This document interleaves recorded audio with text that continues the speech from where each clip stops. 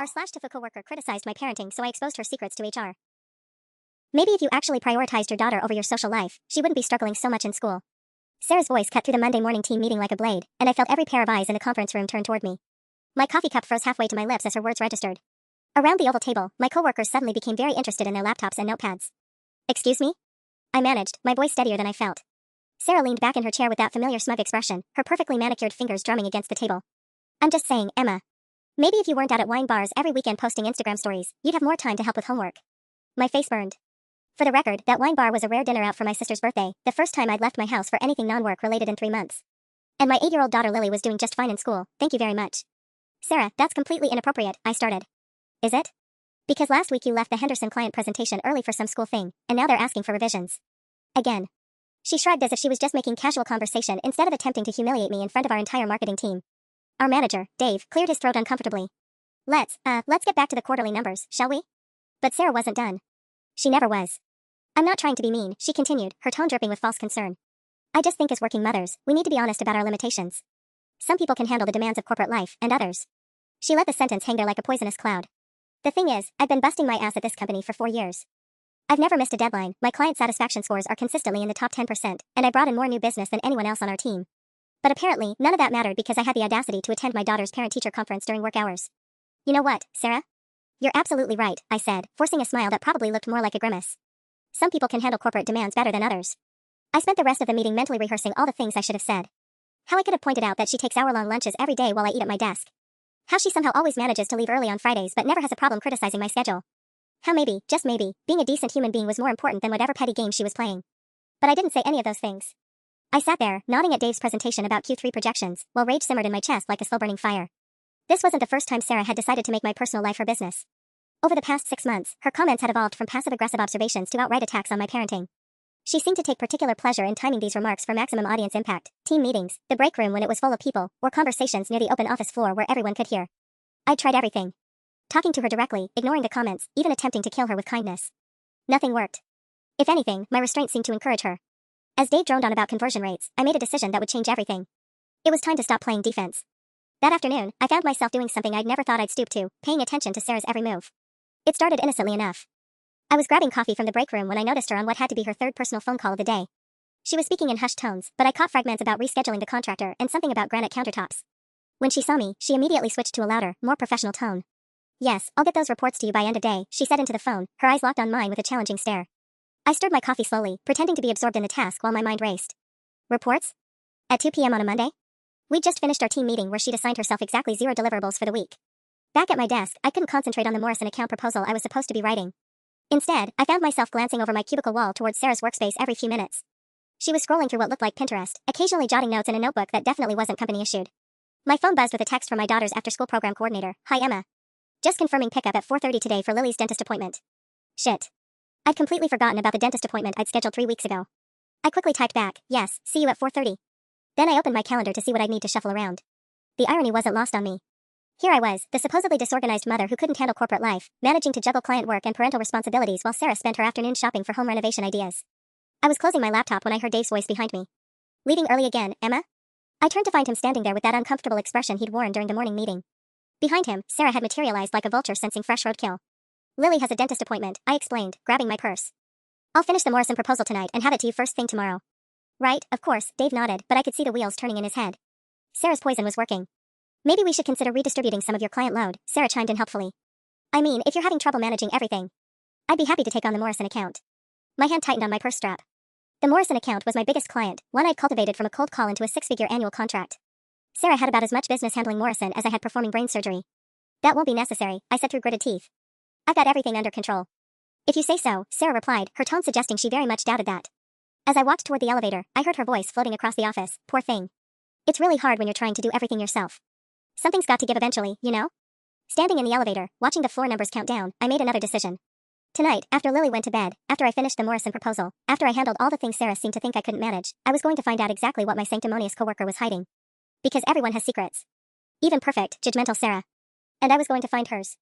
The dentist appointment went smoothly, no cavities, which felt like a small victory in a day full of defeats. Lily chattered about her friend Madison's upcoming birthday party during the drive home, blissfully unaware that her mother was currently plotting workplace warfare. Can we get pizza for dinner? She asked as we pulled into our driveway. Sure, baby. I was already mentally calculating how long it would take to order food, help with homework, and get her settled before I could dive into my Sarah investigation.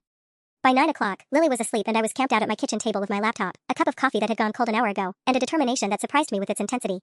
I'd already finished the Morrison proposal, my best work in months, actually. Spite was apparently excellent motivation. I started with the obvious, social media. Sarah's Facebook was locked down tight, but her Instagram was public. I scrolled through months of carefully curated posts, yoga classes, farmers market hauls, inspirational quotes about work-life balance that made me want to throw my phone.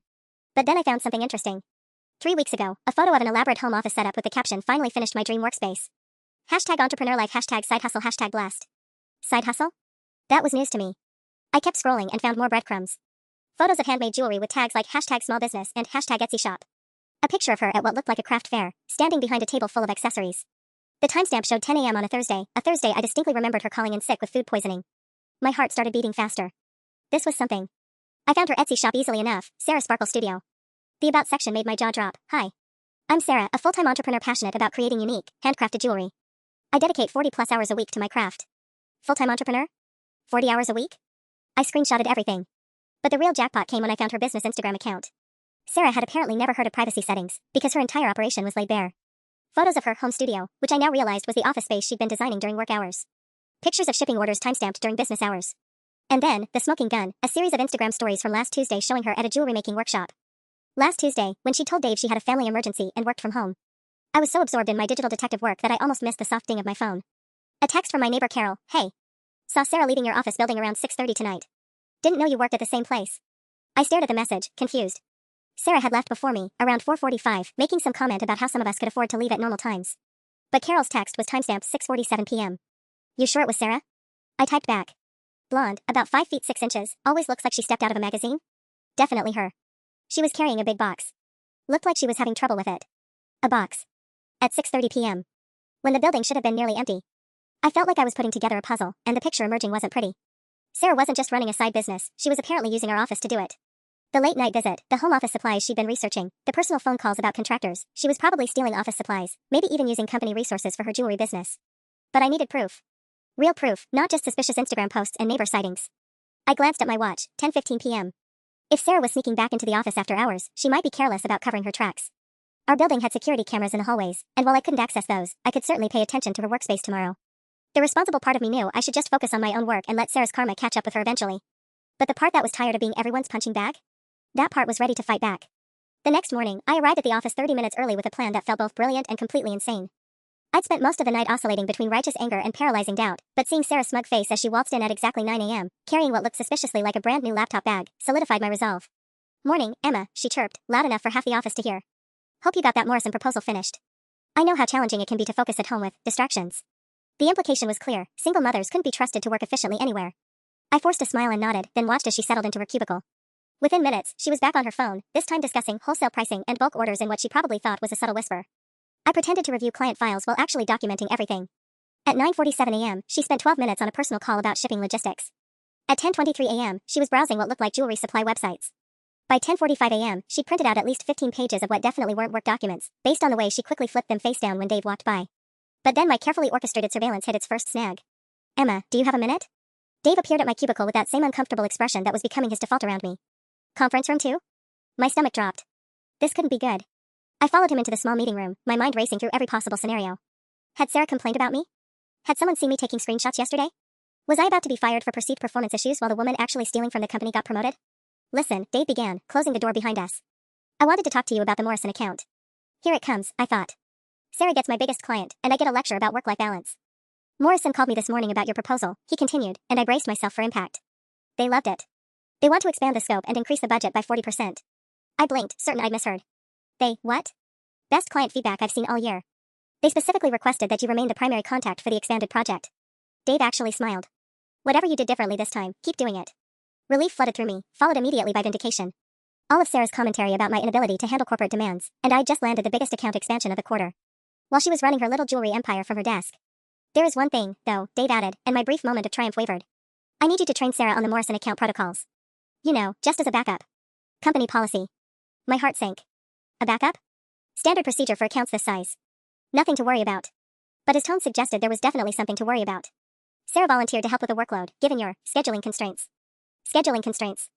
That was corporate speak for, "We think you're unreliable because you have a child." Of course, I managed. I'll set up a training session.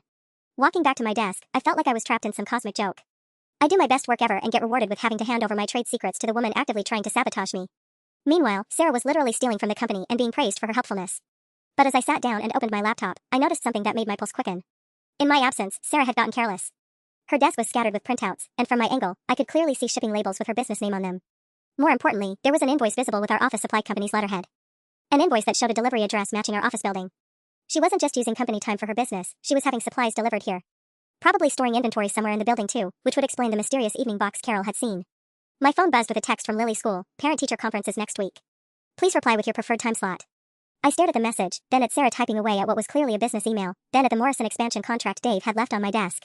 The irony was suffocating. I was being punished for being a responsible parent while Sarah turned our workplace into her personal entrepreneurial headquarters. That's when I realized something that changed everything. I wasn't just gathering evidence anymore. I was building a case. And unlike Sarah's jewelry business, this case was going to be absolutely bulletproof. That afternoon, my carefully laid surveillance plan nearly imploded when Sarah cornered me by the printer. So, I've been thinking about our conversation yesterday, she said, her voice carrying that fake sweet tone that always preceded her worst attacks. About work-life balance and priorities. I kept feeding pages into the machine, hoping she'd take the hint and leave.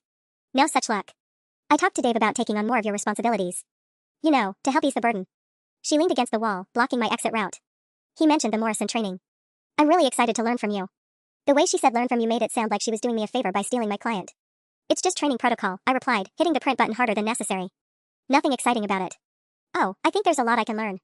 About client management, project timelines, how to prioritize effectively. Her smile was razor sharp. I mean, clearly you figured out some shortcuts I haven't discovered yet. Shortcuts. As if my 4 years of relationship building with Morrison was just some clever trick she could master in an afternoon training session. There aren't any shortcuts, Sarah. Just consistent work and attention to detail. She laughed, the sound grating against my nerves. Right. Well, I'm sure once I understand your methods, I'll be able to help when those family obligations inevitably interfere with client needs. Family obligations. She made it sound like having a daughter was some kind of character flaw. I gathered my documents and tried to step around her, but she shifted slightly, maintaining her blocking position. Actually, while we're talking about priorities, I wanted to mention something I noticed. My blood turned to ice. Had she caught me watching her? See me taking screenshots? You seem really stressed lately. Distracted. I'm worried about you. Her concerned expression would have won awards for its insincerity. Maybe you should consider whether this job is the right fit anymore. For Lily's sake. The mention of my daughter's name from her lips felt like a violation. Lily is fine. We're fine. Are you though? Because yesterday you looked absolutely frazzled when you left for that appointment. And last week, didn't you have to reschedule the Henderson call twice? She tapped her perfectly manicured finger against her chin, pretending to think. I just wonder if maybe a position with less responsibility might be better for both of you. She wasn't just trying to steal my client anymore.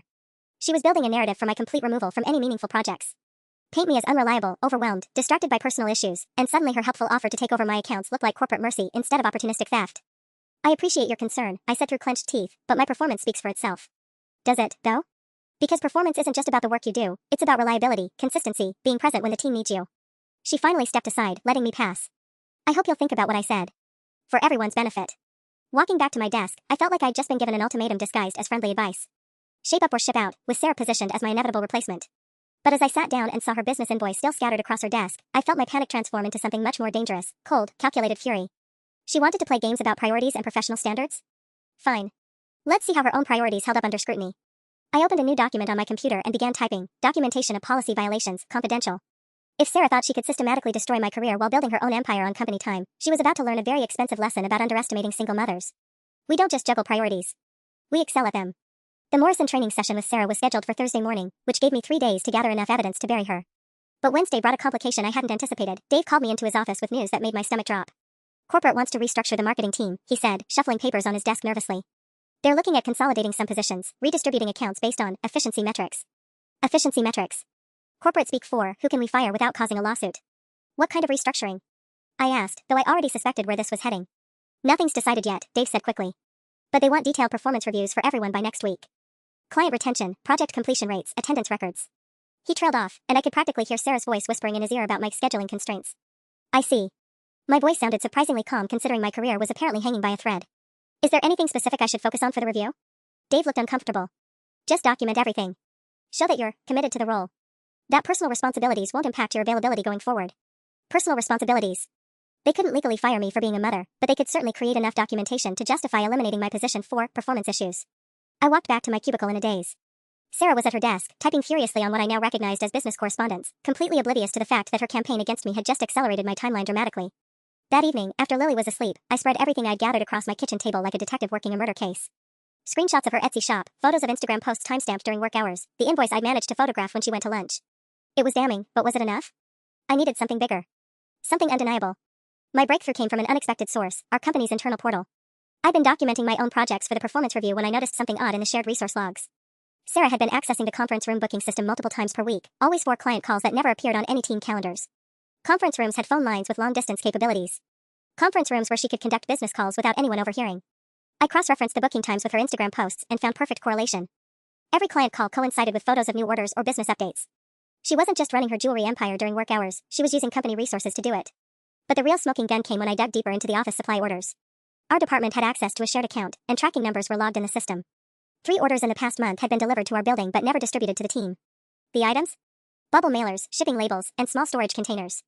Sarah was running a full-scale shipping operation from our office.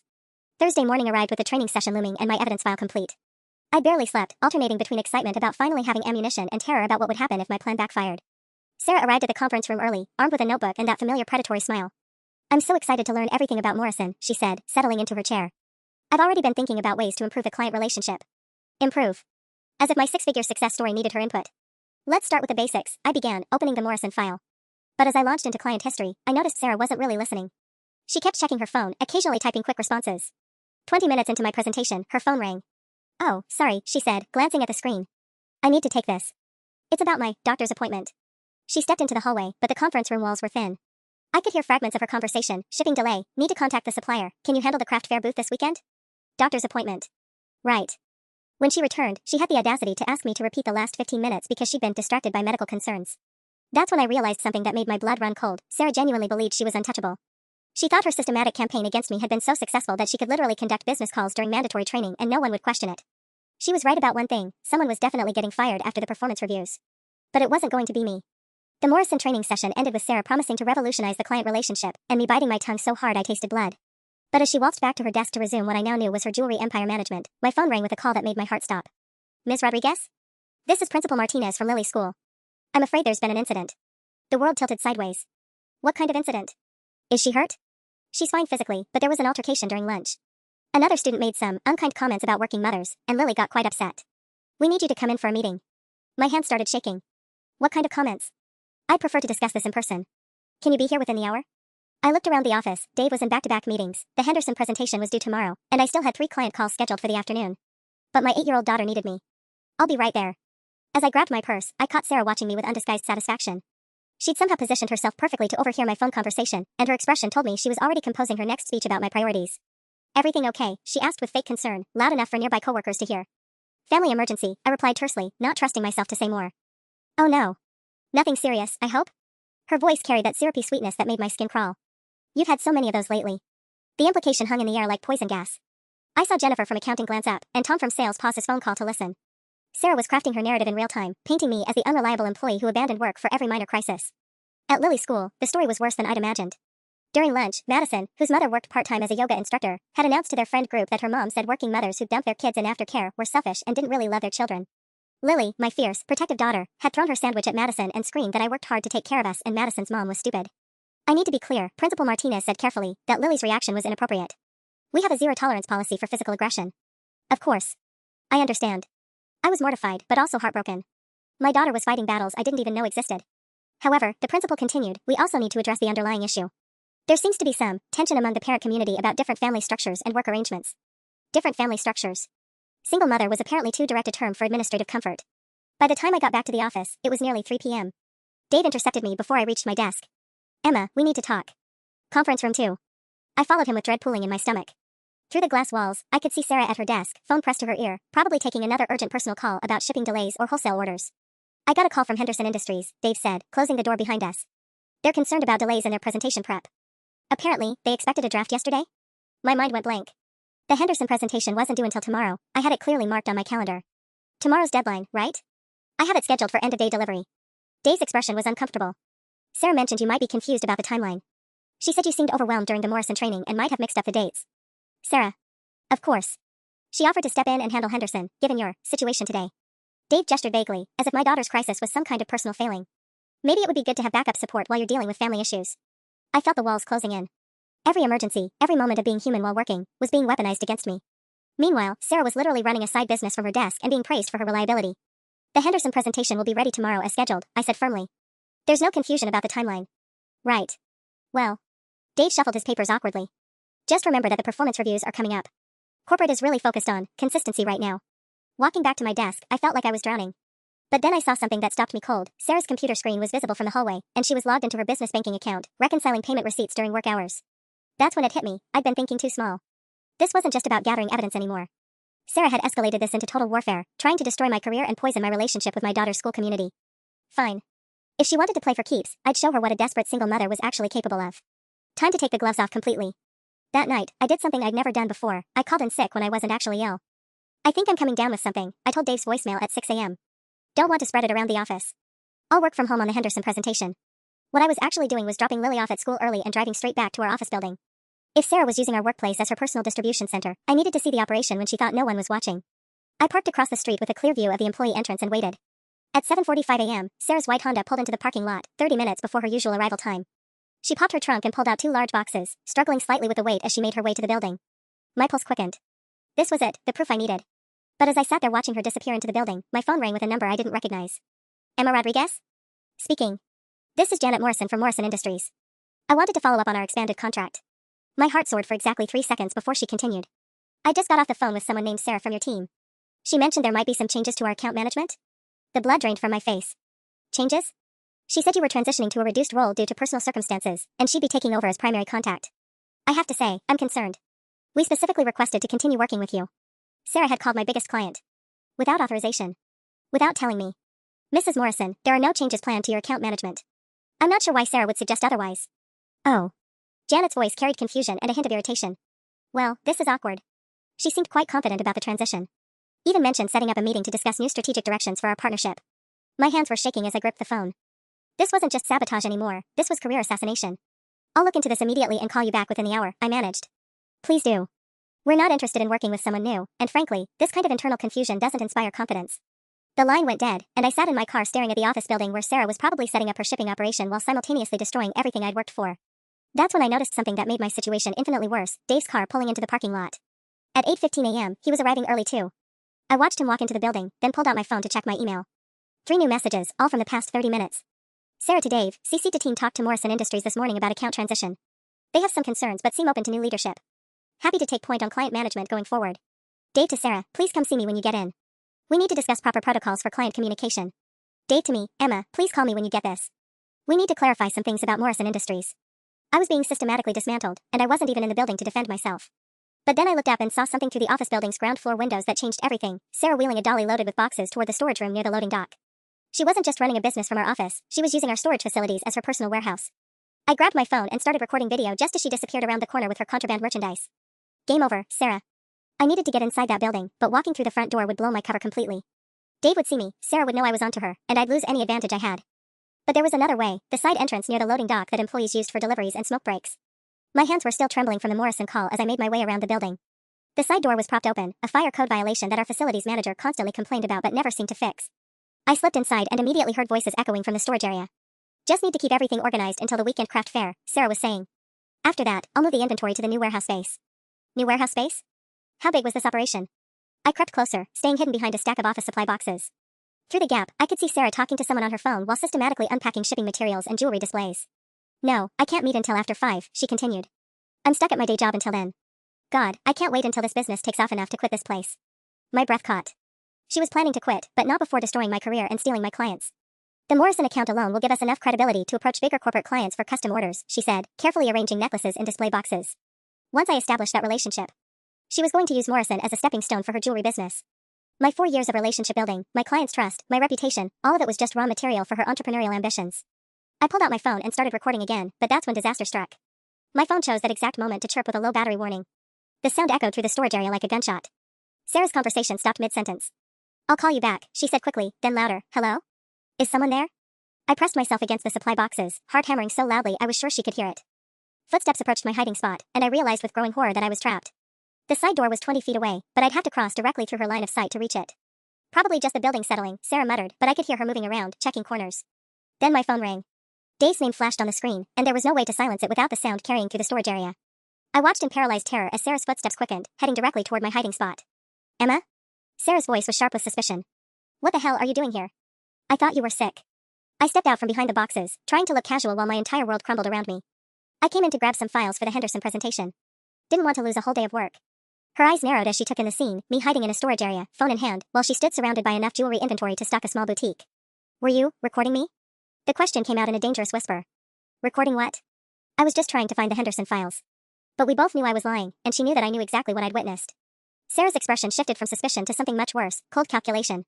You know what, Emma? I think you're more confused than I realized. First the Morrison timeline mix-up, now showing up at work when you called in sick, hiding in storage areas. She pulled out her own phone. Maybe Dave needs to know about your erratic behavior. For your own good, of course.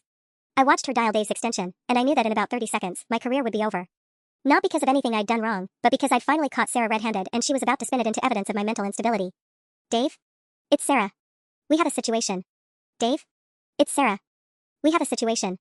I watched in horror as Sarah held her phone, finger poised over the call button, her eyes locked on mine with predatory satisfaction. But then something unexpected happened. Her phone started buzzing with an incoming call that made her face go pale. Unknown number, she muttered, declining the call. But it immediately rang again. Same unknown number. While she was distracted, I heard footsteps echoing from the main corridor.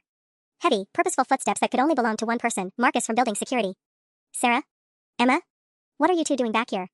His voice boomed through the storage area as he rounded the corner, taking in the scene, boxes of jewelry scattered across the floor, Sarah clutching her phone like a weapon, and me standing there looking like I'd been caught robbing a bank. Marcus. Sarah's voice pitched higher, her composure cracking. Emma's having some kind of episode. I found her hiding back here, and she's supposed to be homesick. But Marcus wasn't looking at me. He was staring at the jewelry displays, the shipping materials, the clear evidence of a retail operation set up in our company's storage facility. Ma'am, what's all this merchandise? He asked slowly. Sarah's mouth opened and closed like a fish gasping for air. It's... I can explain. That's when my phone rang again, Dave, probably wondering why I hadn't returned his call. But this time, I answered it, putting it on speaker before Sarah could stop me. Emma, thank God. I just got the strangest call from Morrison Industries. Janet Morrison said Sarah contacted them about some kind of account transition. She was pretty upset about the confusion. Sarah went white as a sheet. She also said Sarah scheduled an unauthorized meeting to discuss strategic changes to their contract, Dave continued, his voice getting more agitated. What the hell is going on over there? Before I could respond, Marcus stepped forward. Mr. Peterson? This is building security.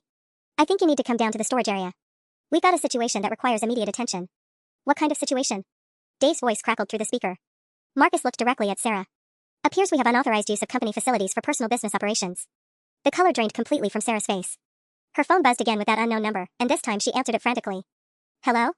Yes, this is, what? A complaint? I don't understand. Her voice grew smaller with each word. Customer satisfaction issue? But I haven't even shipped. I realized what was happening.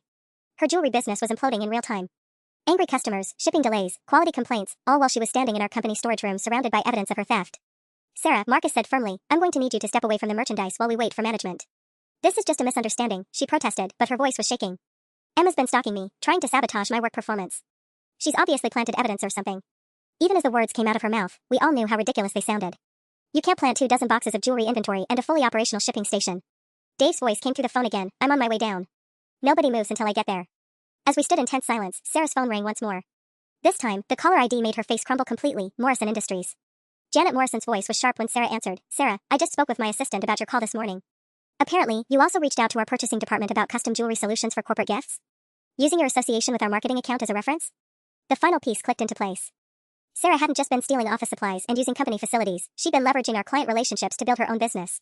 That was corporate fraud, not just policy violation. Marcus was already reaching for his radio to call additional security, and I could hear Dave's hurried footsteps echoing down the corridor. Sarah looked at me with pure hatred. You think you've won something? Even if they fire me, you're still the unreliable single mother who can't handle corporate demands. That reputation doesn't just disappear. But for the first time in months, her words bounced off me harmlessly. Because I wasn't the one about to be escorted out in handcuffs. The next few hours passed in a surreal blur of corporate crisis management. Dave arrived looking like he'd aged 10 years in 10 minutes, followed by Jennifer from HR, and then, to my complete shock, 2 actual police officers. Corporate fraud investigation, one of them explained to Marcus. We've been tracking a pattern of business identity theft across several companies in the area. Sarah's face went from pale to green. Business identity theft? I don't know what you're talking about. But the officer was already examining her jewelry displays with practiced eyes. Ma'am, we've had multiple complaints about a business called Sarah's Sparkle Studio using corporate affiliations to legitimize sales, then failing to deliver products or providing substandard merchandise. My mind reeled. This was bigger than office supply theft. Sarah was running a scam operation. We need to speak with both employees privately, the second officer said, looking between Sarah and me. Starting with Ms. Rodriguez, I supplied, my voice barely above a whisper. As they led Sarah toward the conference room for questioning, she turned back to me with desperate fury. This isn't over, Emma. Even if you think you destroyed me, everyone here still knows what you really are. But her words felt hollow now, like echoes from a nightmare I was finally waking up from. Jennifer from HR pulled me aside as the officers disappeared with Sarah.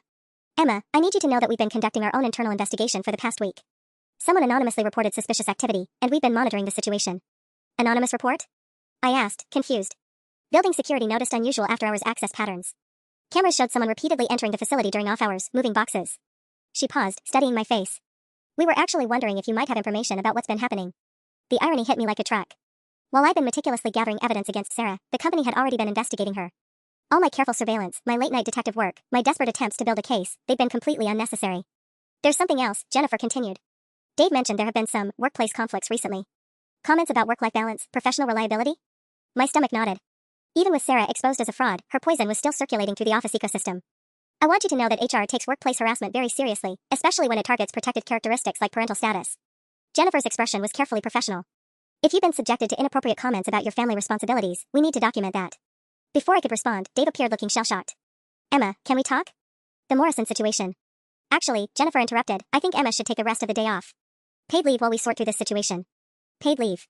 The words that usually struck fear into any employee's heart somehow felt like a lifeline. As I gathered my things from my desk, I noticed the office had gone eerily quiet. My coworkers were pretending to work while obviously straining to catch fragments of the drama unfolding in the conference room. Through the glass walls, I could see Sarah gesticulating wildly at the police officers, her perfect composure completely shattered. Tom from sales caught my eye and gave me a subtle thumbs up. Jennifer from accounting, a fellow single mother, offered a small, supportive smile. Maybe Sarah's narrative about my reliability hadn't taken root as deeply as I'd feared.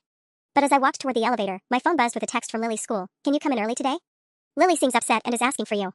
Even with Sarah's empire crumbling around her, the real world was still waiting for me. The eternal juggling act that had made me vulnerable to her attacks in the first place. Some things never change. But maybe, just maybe, some things were about to change completely. The elevator doors closed behind me, and I finally allowed myself to breathe. But my relief was short-lived. My phone was buzzing with a call from Principal Martinez. Ms. Rodriguez, I'm glad I caught you. We need to discuss something that came up after yesterday's incident. My heart sank. Is Lily in trouble again? Not exactly. But we've had several parents call this morning expressing concerns about the situation. Some are suggesting that children from unstable home environments might be affecting the classroom dynamic. Unstable home environments. The phrase hit me like a physical blow. Even with Sarah's criminal enterprise exposed, her poison was still spreading, now into my daughter's school. What kind of concerns? I asked, though I wasn't sure I wanted to know. There's a parent meeting tonight to discuss maintaining appropriate behavioral standards. Madison's mother has been quite vocal about the need to address outside influences on the children. I closed my eyes, leaning against the parking garage wall. Sarah's campaign against me had apparently inspired copycat attacks. The other mothers had found their own target. Principal Martinez, my daughter threw a sandwich because another child said working mothers don't love their kids. How is that an unstable home environment? I understand your frustration, but we need to consider the broader community dynamics. Perhaps we could arrange a meeting to discuss strategies for helping Lily manage her emotional responses better. Emotional responses. Like righteous anger was a character defect that needed correction.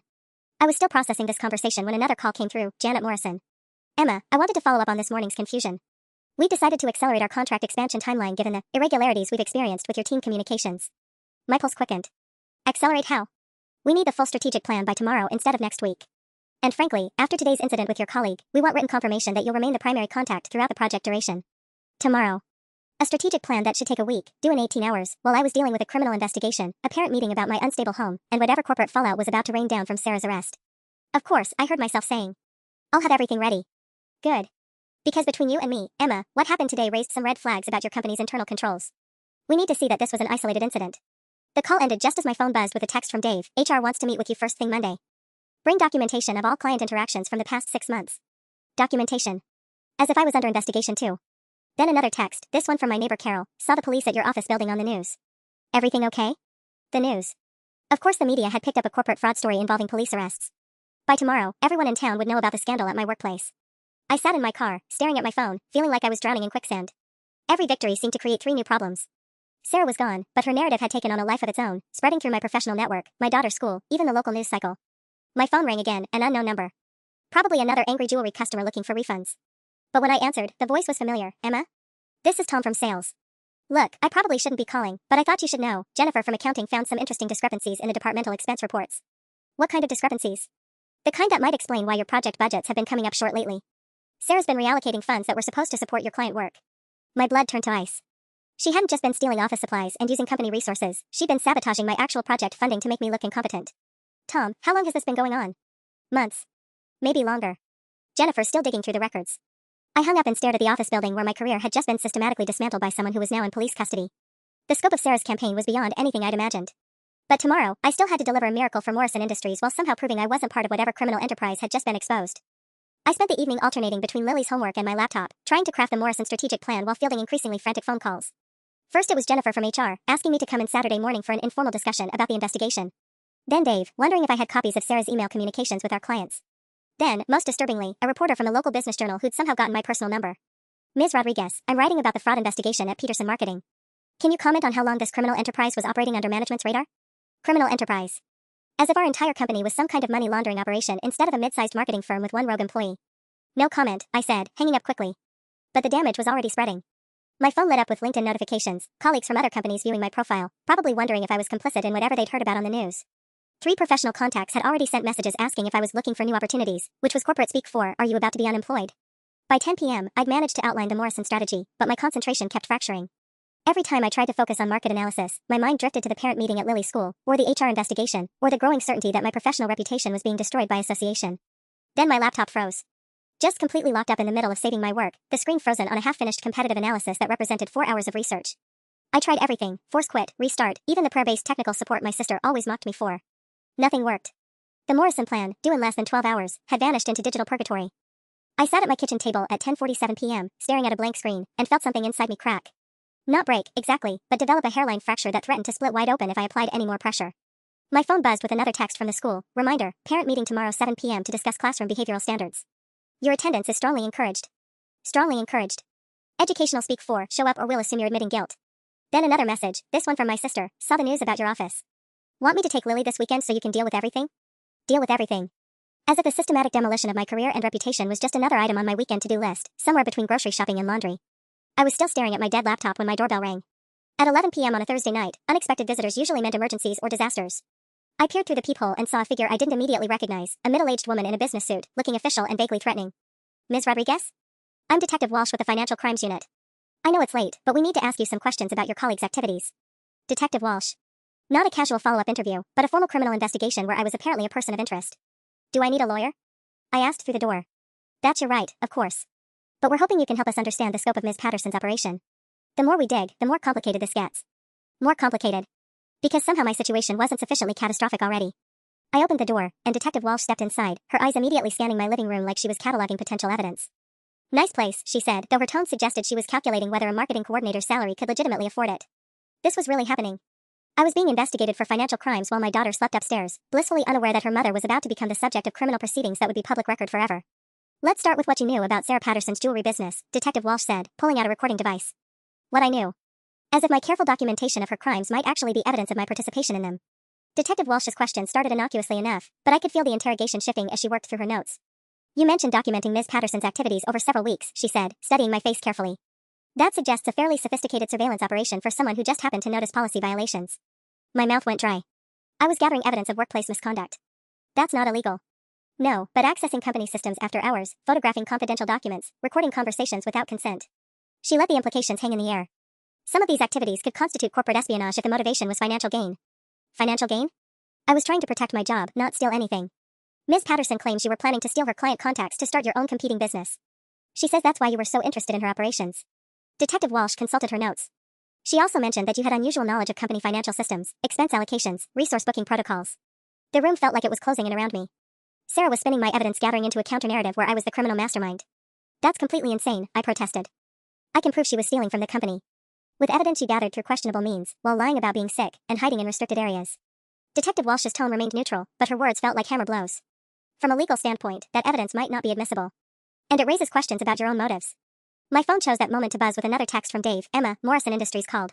They're reconsidering the contract expansion pending resolution of our internal security issues. We need to talk first thing Monday. Detective Walsh glanced at my phone screen. Problems with your biggest client? Nothing that can't be resolved, I lied, but we both knew that Morrison pulling their business would be catastrophic for both me and the company. Here's what concerns me, Detective Walsh continued, leaning forward slightly. Ms. Patterson's operation was relatively small scale until recently. But in the past month, there's been a significant uptick in order volume, shipping activity, and customer complaints. Almost like someone was sabotaging the business deliberately to create evidence of fraud. The accusation hit me like ice water. She was suggesting that I'd somehow orchestrated Sarah's downfall by manipulating her business to fail more spectacularly. That's ridiculous. I had nothing to do with her jewelry business except documenting how it was interfering with her work. Yet you seem to know quite a bit about her operations, customer complaints, shipping schedules. Detective Walsh flipped through several pages of notes. Ms. Patterson provided us with a timeline suggesting you had access to information that wouldn't be visible to a casual observer. My heart was hammering against my ribs. Every piece of evidence I gathered to protect myself was being twisted into proof of criminal conspiracy. I think I do need a lawyer, I said quietly. Detective Walsh nodded and put away her recording device. That's probably wise. But Ms. Rodriguez, I'll give you some free advice. If you're hiding anything about this situation, now is the time to disclose it. Because if we find evidence of deeper involvement through our own investigation, the charges will be much more serious than if you cooperate voluntarily. She handed me a business card and headed toward the door, then paused. Oh, and you should know, we'll be interviewing your daughter's teachers tomorrow about any recent behavioral changes that might indicate household stress or instability. My blood turned to ice. You're going to question my daughter? Standard procedure in financial crimes cases involving single parents. We need to assess whether there are any child welfare concerns related to the alleged criminal activity. The door closed behind her, and I stood in my living room at midnight, holding a detective's business card, realizing that Sarah's final revenge was going to be the complete destruction of everything I'd fought to build, including the possibility of losing my daughter. The meeting with the lawyer Friday morning was supposed to give me clarity, but instead it confirmed my worst fears. The evidence against you is largely circumstantial, Attorney Rodriguez explained, but the pattern looks suspicious to someone who doesn't know your motivations. However, there's something else we need to discuss. She slid a folder across her desk. I had my investigator do some digging into Sarah Patterson's background. What we found changes everything. The documents inside made my hands shake. Sarah had been fired from her previous job for identical behavior, running a side business, stealing resources, and when confronted, she'd accused her supervisor of corporate espionage. That supervisor, a single father named Michael Chen, had been investigated for months before being cleared. There's more, Attorney Rodriguez continued. We found evidence that Sarah researched you extensively before applying for the job at Peterson Marketing. Your LinkedIn profile, your daughter's school, even your neighborhood. This wasn't random workplace harassment, it was a calculated targeting. The pieces clicked together with terrifying clarity. Sarah had chosen me as her patsy from day one, systematically building a case to destroy my credibility while positioning herself to take over my accounts. Why me? I whispered. Single mothers are easy targets. Society already questions your priorities and reliability. She just had to amplify existing biases while building her own operation. The lawyer's expression was grim. She's done this before, and she would have done it again. Saturday morning brought vindication in the form of Detective Walsh appearing at my door with very different body language. Ms. Rodriguez, we owe you an apology, she began. Further investigation revealed that Ms. Patterson has been running variations of this scheme for years. You weren't a co-conspirator, you were her primary target. The relief was so overwhelming I had to sit down. We found evidence that she manipulated client communications, altered expense reports to make your projects appear over budget, and systematically undermined your professional relationships. The jewelry business was just one component of a larger fraud designed to position herself as your replacement. Detective Walsh handed me another folder. We also discovered she contacted your daughter's school anonymously, making complaints about concerning changes in Lily's behavior that coincided with her campaign against you at work. The parent meeting. The questions about my home stability. Even the school drama had been orchestrated by Sarah. She's being charged with fraud, identity theft, corporate espionage, and harassment. The evidence you gathered, legally, I should note, was crucial to understanding the scope of her operation. Monday morning at Peterson Marketing felt like walking into a different universe. Dave greeted me with something approaching reverence, Jennifer from HR apologized profusely for the investigation, and Tom from sales actually applauded when I walked past his desk. Morrison Industries called, Dave announced in our team meeting. They want to expand the contract by 60%. They said they were impressed by how we handled the internal security situation and that your professionalism throughout the crisis demonstrated exactly the kind of integrity they want in a partner. But the real victory came that afternoon when Principal Martinez called with an update. Ms. Rodriguez, I wanted to let you know that we discovered the source of the anonymous complaints about Lily's behavior. We take parental harassment very seriously, and we'll be implementing new policies to prevent this kind of targeted campaign in the future. She paused. I also want to apologize. You and Lily both deserve better than what you experienced here. That evening, as Lily helped me celebrate with pizza and ice cream, she asked the question I'd been dreading, Mommy, why did that lady try to hurt us? I thought about it for a long moment. Sometimes, sweetie, people who aren't happy with their own lives try to tear down others instead of building themselves up. It's not about us, it's about them. But we're okay now. I looked around our little house, thought about my expanded client portfolio, the new anti-harassment policies at work and school, and the criminal charges that would prevent Sarah from targeting another family. Yeah, baby. We're more than okay. Some battles you don't choose. But sometimes, when you fight them anyway, you discover you're stronger than you ever imagined possible.